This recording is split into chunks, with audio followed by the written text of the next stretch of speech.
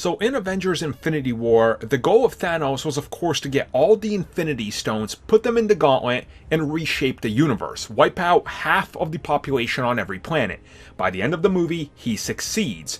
And of course, there's a very crucial scene in there on how he gets one of the stones and why he gets it, which is of course the Time Stone, which was in the possession of Doctor Strange. Now, I've had many people ask and start discussing in the comments and on the CBC page in regards to why did Doctor Strange do this and what exactly is going on. And once again, just to quickly explain it to you guys, he had to do this. Out of the 14 million versions of the future that he saw, this was the only way to do it to keep people alive, and that's why he decided to give up the stone. Now, obviously the devil is in the details here. Think about it this way: if they lose in every scenario in 14 million versions that he saw, and there's only one where they win, what is that one scenario?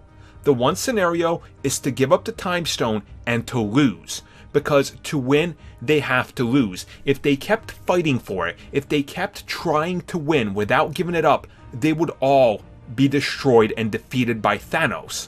But the one solution was to just give it up.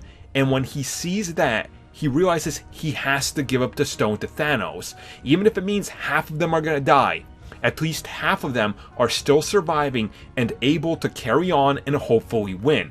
Now, obviously, in the scenario, he saw that he was gonna die. So, he doesn't necessarily know how they're gonna win, but that's a scenario that he left it open for.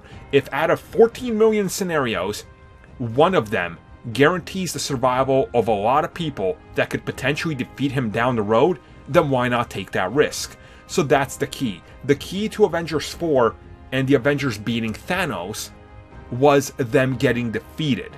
And of course, when you look at some of the set photos for Avengers 4, you see that there's a lot of weird stuff happening there. Time manipulation, different events, so we don't really know how it's going to play out.